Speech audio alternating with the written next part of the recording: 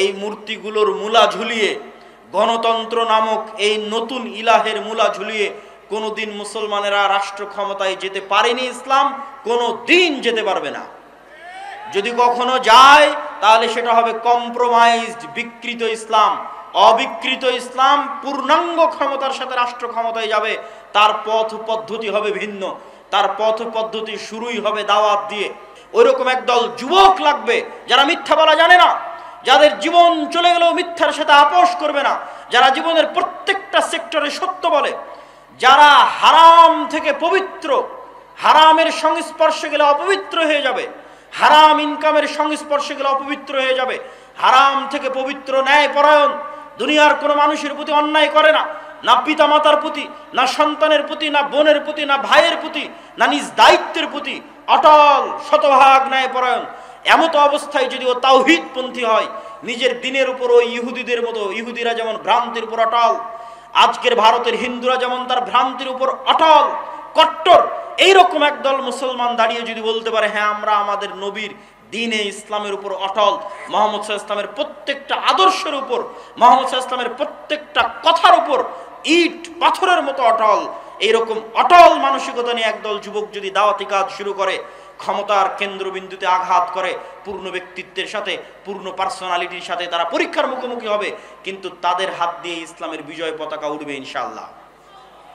আমি আপনাদের কাছে আজকের দেবীনগরের এই মাটিতে এই ধরনের একদল যুবকের প্রত্যাশা করি যে এই আলোচনাগুলো শুনে, এই বক্তব্যগুলো শুনে অন্তত আপনাদের এই চারিত্রিক দিকটা সংশোধন হোক, অন্তত ন্যায়পরায়ণ হওয়ার চেষ্টা করেন, সত্যবাদী হওয়ার চেষ্টা করেন, নিজের দিনের উপর অটল থাকেন। লোন, ধার, কর্জ যেগুলো মানুষের মাথাকে নত করে দিবে, যেগুলো মানুষকে মিথ্যার দিকে নিয়ে যাবে, পুরো পরিবার মিথ্যার উপর গড়ে উঠবে, গোলাম হবে, কোনোদিন স্বাধীন হতে পারবে না, নেতা হতে পারবে না, এই ধরনের ন্যাক্কারজনক ঘৃণিত কার্যকলাপ থেকে মুক্ত থেকে পান্তা ভাত খাবেন, মাটির ঘরে থাকবেন, কিন্তু মাথা উঁচু করে থাকবেন, পূর্ণ ঈমানের সাথে থাকবেন, আত্মমর্যাদার সাথে থাকবেন, আত্মসম্মানের সাথে থাকবেন। এরকম একটা পরিবার থেকে, এরকম একদল যুবক থেকে ইসলামের বিজয় হবে ইনশাআল্লাহ। ওমর ইবনুল খাত্তাব রাদিয়াল্লাহু তাআলা আনহু এক মহান ব্যক্তিত্বের অধিকারী মুসলিম নেতা ছিলেন। তার ব্যক্তিত্বের প্রভাব, অদৃশ্য প্রভাব, তিনি মদিনায় বসে থাকলেও রোম এবং পারস্যের রাজধানী পর্যন্ত তার ব্যক্তিত্বের প্রভাবে কাঁপত। ব্যক্তিত্ব, পার্সোনালিটি এক ভিন্ন জিনিস। আমার উস্তাদ মুফতি সাঈদ আহমদ পালানপুরি যখন দার্সে প্রবেশ করেন, তার 10-15 মিনিট পূর্ব থেকেই 1500-2000 ছাত্রের দার্সগাহ পিন পতন, নীরবতা বিরাজ করে। এর নাম ব্যক্তিত্ব, এর নাম পার্সোনালিটি, এরই আরবি নাম হচ্ছে শাখসিয়াহ। রাসূলুল্লাহ সাল্লাল্লাহু আলাইহি ওয়াসাল্লাম এবং তার সাহাবীগণ তাদের ব্যক্তিত্বকে গঠন করেছেন ন্যায় পরায়ণতার ভিত্তিতে, সত্যবাদিতার ভিত্তিতে, পারস্পরিক সহযোগিতার ভিত্তিতে। রাসূলুল্লাহ সাল্লাল্লাহু আলাইহি ওয়াসাল্লামের ব্যক্তিত্ব যেমন ছিল, হুবহু তার অনুকরণীয় ব্যক্তিত্ব ছিল আবু বকর রাদিয়াল্লাহু তাআলা আনহুর, যার উদাহরণ অসংখ্য ঘটনা এবং অসংখ্য হাদিসে বিদ্যমান আছে। কিন্তু দুঃখজনক হলেও সত্য যে আজকে মুসলিম উম্মাহ ব্যক্তিত্বের দিক থেকে, চারিত্রিক দিক থেকে সর্বনিম্ন স্তরে অবস্থান করছে। এই চারিত্রিক ব্যক্তিত্ব বলে আমি অবৈধ সম্পর্ক, জেনা, ব্যভিচার, বেহায়াপনা, বেলেল্লাপনাকে বুঝাচ্ছি না। আমি এই চারিত্রিক ব্যক্তিত্ব বলতে মানুষের আত্মমর্যাদা, আত্মসম্মান, মাথা উঁচু করে থাকার সাহস, বাতিলের সামনে মাথা নত না করা, সত্য বলতে পারার সাহস, সত্য বাস্তবায়ন করতে পারার সাহস, কম্প্রোমাইজ, আপোষ না করার মানসিকতা, এই যে মানসিকতাগুলো, এই বিষয়গুলো আমি বুঝাতে চাচ্ছি। এই বিষয়গুলো বুঝাতে গিয়ে আমি কিছু উদাহরণ, কিছু হাদিস এবং কিছু আয়াত আপনাদের সামনে তুলে ধরব। সম্মানিত উপস্থিতি, আজকের বিশ্বে আপনি যদি ইহুদিদের দিকে তাকান, হিন্দুদের দিকে তাকান, তাহলে তারা তাদের নিজ নিজ দিনের উপর, ভ্রান্ত দিনের উপর কট্টর, কোনো প্রকার কম্প্রোমাইজ, কোনো প্রকার আপোষের ধার তারা ধারে না। বাশার আল আসাদ যখন সিরিয়া ছেড়ে দিয়ে পালিয়েছে, তখন ইসরায়েল অন্তত 500-র অধিক জায়গায় সিরিয়াতে বোমা হামলা করেছে। না আমেরিকাকে জিজ্ঞেস করার প্রয়োজন মনে করেছে, না জাতিসংঘকে জিজ্ঞেস করার প্রয়োজন মনে করেছে। ইসরায়েল ভ্রান্তির উপর হলেও তার নিজের দিনের উপর সে কট্টর। আমি লন্ডনে ইহুদি পাড়ায় দেখেছি 90%-এর অধিক ইহুদির মুখে দাঁড়িয়ে আছে। তারা তাদেরকে আল্লাহ পবিত্র কোরআনে অভিশপ্ত বললেও একজন ইহুদি পরোয়া করে না যে সে দাড়ি রাখলে দুনিয়ার মানুষ কি বলবে। সে তার নিজের দিনের উপর কট্টর। আপনারা কতটুকু হালাল হারামের বিধান মানেন আমার জানা নাই, কিন্তু আপনার যদি কোনো ইহুদির সাথে সাক্ষাৎ হয়, তাহলে কৌশার ফুড, তাদের হালাল হারামের বিধিবিধান মানতে একজন ইহুদি কত কঠোর, কত কট্টর, তা আপনি ইহুদির সাথে সাক্ষাৎ হলে বুঝতে পারবেন। এমন কোনো ইহুদি হোটেল নাই, ইহুদি রেস্টুরেন্ট নাই। বহির্বিশ্বে যে কাউকে ফোন করে জিজ্ঞেস করতে পারেন যে ইহুদি রেস্টুরেন্ট, হোটেল, ছোট পেঁয়াজির দোকানও যদি হয়, ছোটখাটো গ্রামের রেস্টুরেন্টও যদি হয় ধুলাউড়ি হাটের, তো প্রত্যেকটা হোটেল রেস্টুরেন্টে একজন করে মৌলানা, হুজুর, পাদ্রী, ইহুদি রাবাই নিয়োগ দেওয়া আছে। ওই ইহুদি রাবাইয়ের কোনো কাজ নাই। মুরগি জবাই করার সময় মুরগি জবাই করবে, ডিম ভাঙার সময় ডিম ভেঙে দিবে, খাবার হালাল ভাবে তৈরি হচ্ছে কিনা শুধু এটা দেখবে, এটাই কাজ। এটার জন্য প্রত্যেকটা রেস্টুরেন্ট, প্রত্যেকটা হোটেলে একজন ইহুদি রাবাইকে নিয়োগ দেওয়া আছে। কতটা কঠোর নিজের দিনের উপর, তা আপনি তাদের সাথে উঠা বসা করলে বুঝবেন। শুধু তাই নয়, পার্শ্ববর্তী দেশ ভারতের উদাহরণ নেন। 1947 সালে ভারত প্রতিষ্ঠিত হয়েছিল সেকুলারিজমের ওপর। জওহরলাল নেহরু, গান্ধী, মাওলানা আবুল কালাম আজাদ ধর্মনিরপেক্ষ মতবাদের উপর ভারতকে প্রতিষ্ঠা করেছিলেন। আর 1947-এ পাকিস্তান, বাংলাদেশ প্রতিষ্ঠা হয়েছিল ইসলামের নামে মুসলমানদের জন্য।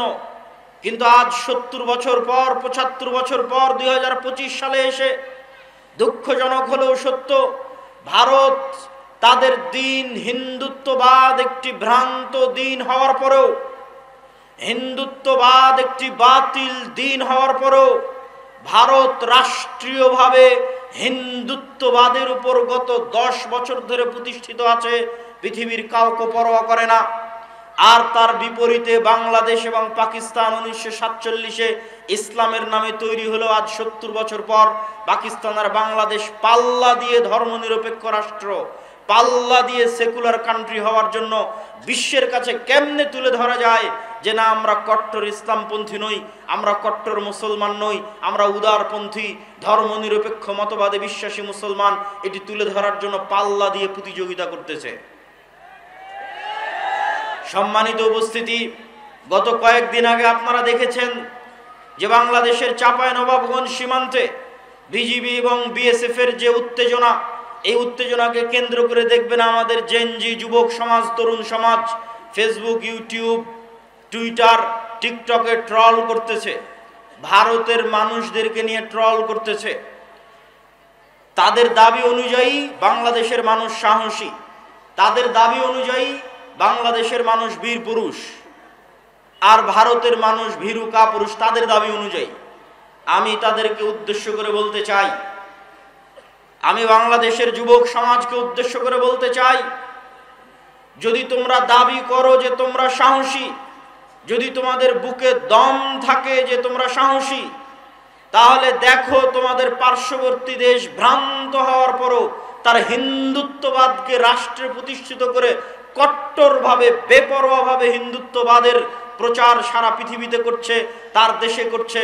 আর তুমি বলছো আমি সাহসী মুসলমান। তো তুমি যদি সাহসী মুসলমান হও, তোমার দেশেও তুমি ইসলামকে প্রতিষ্ঠা করো। কিন্তু তুমি তো ভীরু কাপুরুষতার সাথে মিনমিন করে বলো যে না আমি সেকুলার। তাহলে ভীরু কাপুরুষ ওই হিন্দু নয়, ভীরু কাপুরুষ তোমরা, ভীরু কাপুরুষ আমরা। সম্মানিত উপস্থিতি, এই যে ছাড় দেওয়ার মানসিকতা নিজের দিনে, এটা এসেছে গোলামি থেকে, কলোনিয়াল মাইন্ড সেটআপ, ঔপনিবেশিক গোলামি। উপনিবেশ মানে কি? কলোনি কাকে বলে? আমরা ব্রিটিশদের কলোনি ছিলাম, তার মানে কি? তার মানে হচ্ছে আমি যদি ব্রিটিশের একটা অঙ্গরাজ্য হতাম সেটা ভিন্ন কথা, তাহলে ব্রিটিশের অঙ্গরাজ্য হলে আমার স্বাধীনতা আর ব্রিটিশ নাগরিকদের মতোই থাকতো। কিন্তু ব্রিটিশ আমাকে ওর অঙ্গরাজ্যও বানায়নি, আবার আমার থেকে সকল প্রকার ভোগ দখল করেছে, এর নাম কলোনি। তো এই কলোনি যে আপনি তাকে রাষ্ট্রের স্বীকৃতি দিবেন না, যেমন ধরেন যদি ভারতের কথা বলি, তাহলে বাংলাদেশকে ভারত তার অঙ্গরাজ্যও করেনি। অঙ্গরাজ্য করলে তো অন্তত আর 10টা অঙ্গরাজ্যের মতো বাংলাদেশের মানুষ স্বাধীনতা পেত। অঙ্গরাজ্যও করেনি, আবার কলোনি উপনিবেশ হিসেবে সকল প্রকার সুযোগ সুবিধা আদায় করে নিয়েছে, এর নাম কলোনি, উপনিবেশ। তো এই কলোনিয়াল মাইন্ড সেটআপ 190 বছর আমরা ব্রিটিশদের গোলাম ছিলাম। ওই 190 বছর ব্রিটিশদের গোলাম থাকার কারণে আমাদের রক্তের মধ্যে আমাদের ব্যক্তিত্ব, আমাদের পার্সোনালিটি, আমাদের স্বাধীন চেতা মনোভাব, আমাদের আপোষহীন মনোভাব ধ্বংস হয়ে গেছে।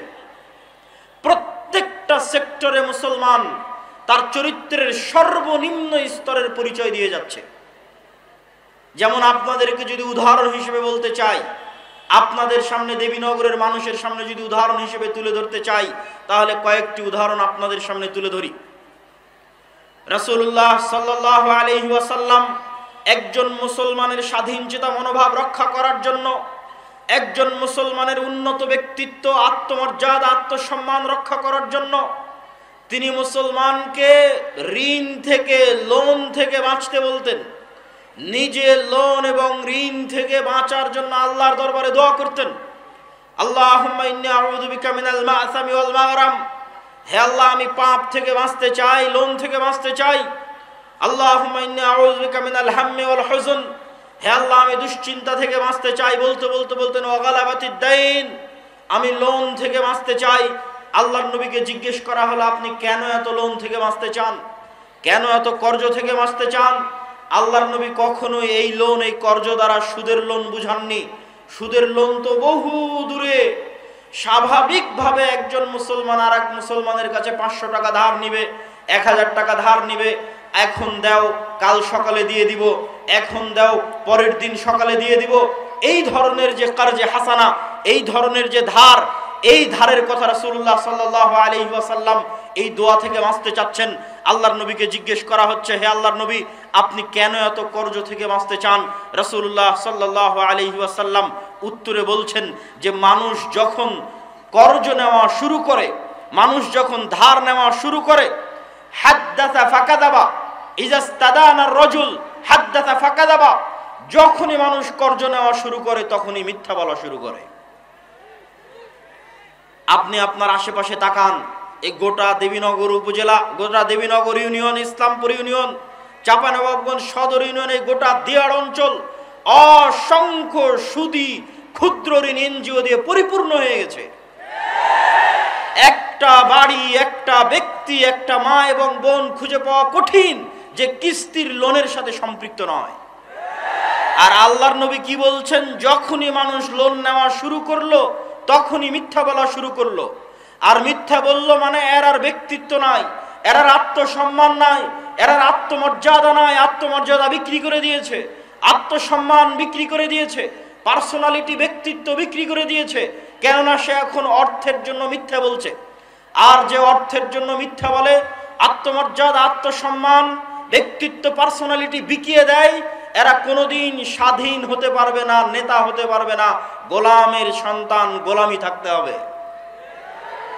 যখনই আপনি বলবেন আমি স্বাধীন হতে চাই, মাথা উঁচু করে দাঁড়ানোর ক্ষমতা থাকতে হবে, আত্মমর্যাদা থাকতে হবে, ব্যক্তিত্ব থাকতে হবে, হাইবাত থাকতে হবে।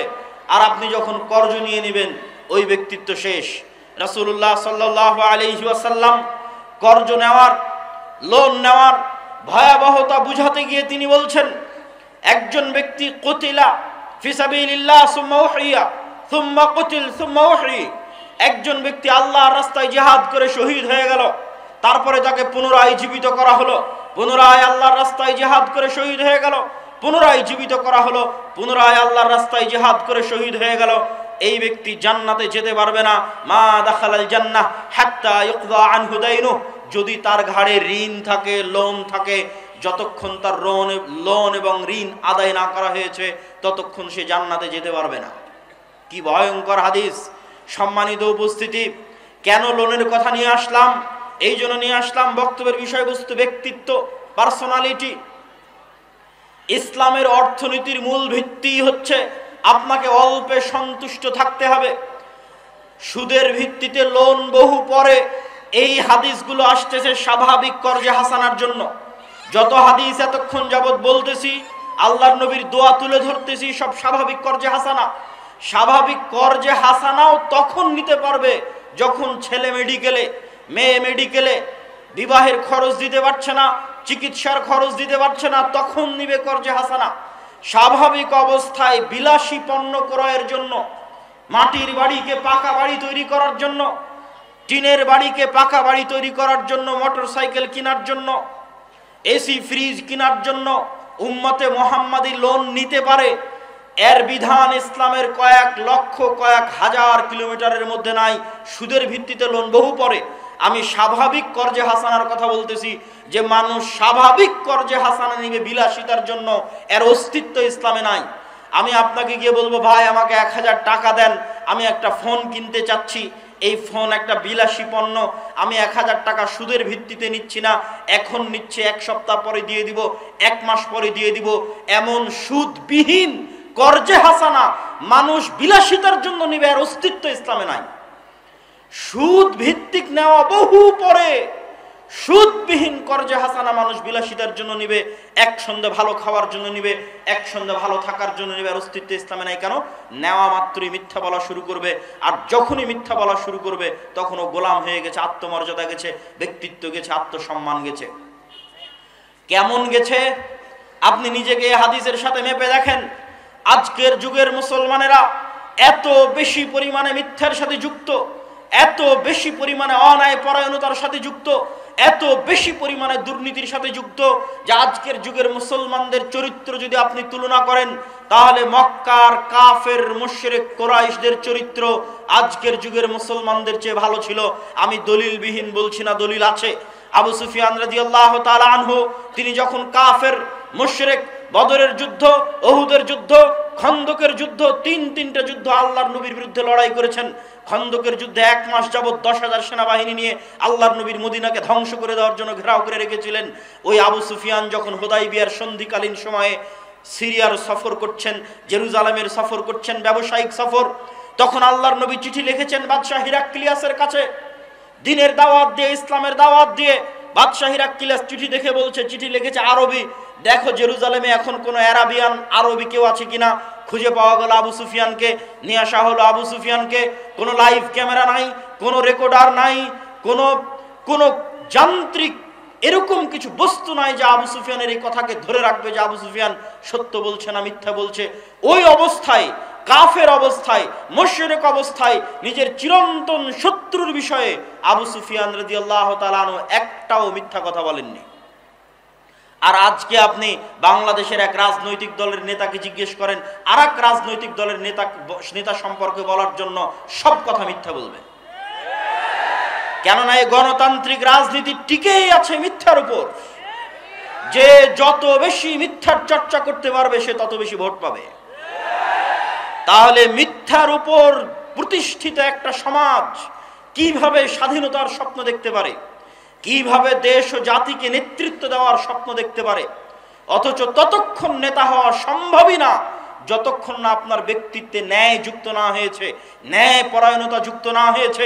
রাসূলুল্লাহ সাল্লাল্লাহু আলাইহি ওয়াসাল্লাম বলছেন, লা তাকুমু সাআহ হাত্তা ইয়ানজিলা ঈসা ইবনে মারইয়াম। ততক্ষণ পর্যন্ত কিয়ামত হবে না, যতক্ষণ না মারিয়ামের সন্তান ঈসা পৃথিবীতে নেমে না আসছে। মারিয়ামের সন্তান ঈসা পৃথিবীতে নেমে এসে ইয়াকসিরুস সালিব, ক্রুশকে ভেঙে দিবে, ওয়াক্তুলুল খিনজির, শুকুরকে হত্যা করবে, হারাম ঘোষণা করবে, আর সমগ্র পৃথিবীতে হাকামান মুকসিতা, ন্যায় বিচার প্রতিষ্ঠা করবে। সমগ্র পৃথিবীতে মারিয়ামের সন্তান ঈসা ন্যায় বিচার প্রতিষ্ঠা করবে, আল্লাহর নবী বলছেন। আর ন্যায় বিচার প্রতিষ্ঠা করা মাত্র ইয়াকসুরুল মাল, টাকা পয়সা এত বেশি হয়ে যাবে যে টাকা নেওয়ার মতো মানুষ থাকবে না, এত বেশি হয়ে যাবে। তো আমি যেটি বলছিলাম, এই হাদিস কি বুঝাচ্ছে? এই হাদিস রাষ্ট্র ক্ষমতা ইসলামের ব্র্যান্ডিং। ব্র্যান্ডিং মানে কোন মোটরসাইকেল, একটা মোটরসাইকেলের ব্র্যান্ডিং আছে যে ও কম তেলে বেশি কিলোমিটার চলে, আর এক মোটরসাইকেলের ব্র্যান্ডিং আছে বেশি স্পিডে চলে, এক একটার এক এক রকম ব্র্যান্ডিং। তো ইসলাম রাষ্ট্র ক্ষমতায় যাবে, তার ব্র্যান্ডিং হচ্ছে ইসলাম রাষ্ট্র ক্ষমতায় গেলে ন্যায় বিচার প্রতিষ্ঠা করবে, ন্যায় পরায়ণতা প্রতিষ্ঠা করবে, এটা ইসলামের রাষ্ট্র ক্ষমতার ব্র্যান্ডিং। শুধু তাই নয়, রাসূলুল্লাহ সাল্লাল্লাহু আলাইহি ওয়াসাল্লাম আর এক হাদিসে বলছেন 7 শ্রেণীর মানুষকে কিয়ামতের মাঠে বিশেষ ছায়া দেওয়া হবে, যার 1 নাম্বার সব ইবাদতকে ছাপিয়ে যে 1 নাম্বার স্থান করে নিয়েছে।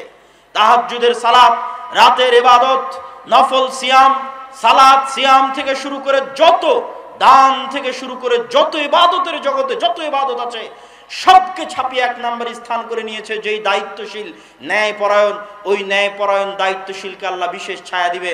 মানে ন্যায় ছাড়া দায়িত্ব পালন করা, ন্যায় ছাড়া নেতা হওয়া ইসলামের দৃষ্টিতে অসম্ভব, ইম্পসিবল। তো যতই আপনি লিল্লাহে তাকবীর দেন, যতই আপনি ভোটের বক্তব্য দেন, যতই আপনি ইকামতে দ্বীনের বক্তব্য দেন, যতক্ষণ না একটা প্রজন্ম তৈরি না হয়েছে যেই প্রজন্ম ন্যায়ের উপর প্রতিষ্ঠিত হবে, সত্যবাদিতার উপর প্রতিষ্ঠিত হবে, কোনো কিছুর সাথে আপোষ করবে না, নিজের দ্বীনের উপর কট্টর কনফিডেন্ট হবে, এরকম একটা প্রজন্ম যতক্ষণ তৈরি না হয়েছে ততক্ষণ রাষ্ট্রে কখনো ইসলাম প্রতিষ্ঠা করা সম্ভব নয়। শুধু সম্ভব নয় তা নয়, এর উল্টাটা ঘটবে। উল্টাটা ঘটবে মানে আপনাকে বুঝাই, ন্যায়পরায়ণতা আপনারা এখন চেক করেন। আমি কয়েকটা উদাহরণ দেব, এই উদাহরণগুলো দিয়ে চেক করেন। আপনাদের দেবীনগরে যৌতুকের ভিত্তিতে বিবাহ হয় না? ডিমান্ডের ভিত্তিতে বিবাহ হয় না? হয় না? হয়। ন্যায় অন্যায় মানে ইবাদতের সাথে সম্পৃক্ত নয়, ন্যায় অন্যায় মানে মানুষের সাথে সম্পৃক্ত। ন্যায় অন্যায় মানে মানুষের সাথে সম্পৃক্ত। তো একটা মেয়ের যখন যৌতুকের ভিত্তিতে বিবাহ হচ্ছে তখন এটি ন্যায় না অন্যায়? অন্যায়।